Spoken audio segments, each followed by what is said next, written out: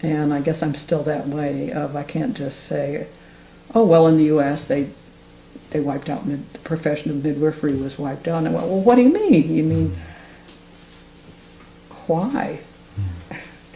And then when there were histories of it, I went, well, why don't you tell us why the U.S.? Why not someplace else? I mean, they were killing midwives like mad from the mid-15th century to the mid-18th century in Europe. Then why did it survive there and not here? And then when I realized that made me have a very brutal kind of a birth when I wasn't afraid of giving birth, and that was linked to the fact that midwifery had been taken apart. And of course I didn't understand all these things until I'd become a midwife and found where to even go to look for that information. Where did you go? Well, I went to, when I found out about the witch hunt, the Great Witch Hunt of Europe was mainly after midwives. Naturally, I was curious about what's that about? How could people go so mad as to kill the people who try to keep moms and babies from dying? Why would villages or communities turn on their midwives? Hospitals? We don't go to hospitals, right? Well, sometimes you need them. Yeah, so you need to have hospitals, and you need to have friends in hospitals. You just don't want to have your life governed by that. And you need to have, every country needs a good healthcare system. I wish we had one instead of a healthcare industry. And that's some of what I'm about, is trying to teach people what it might be like if we thought the way about health care that we did here in our farm community. If we had a completely socialistic system. Yeah, I we had to tell these guys, socialism means you got mail and cops and libraries and stuff. Sidewalks, socialism. So we're not trying to make socialism here. Yeah, so we were going to take care of each other, and so that meant we had to learn to be midwives, because at that time nobody among us knew one. You didn't know there was such a thing as a midwife. At least I didn't. I had never heard that there were any remaining midwives in the whole United States.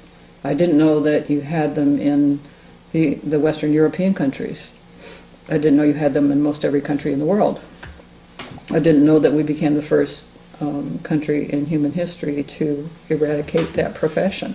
And I know that women are dying of things that women didn't used to die of. Yeah? So it's more dangerous to give birth now than in this country than it was in 1982. Why is that? And why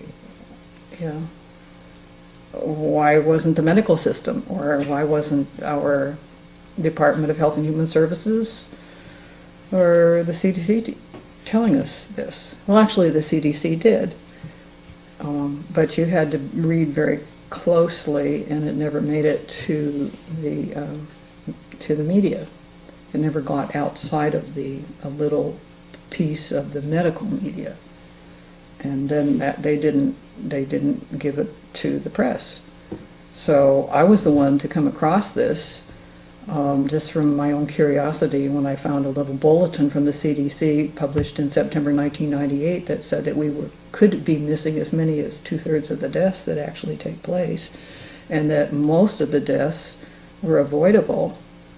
And I thought, well, why isn't this a big story?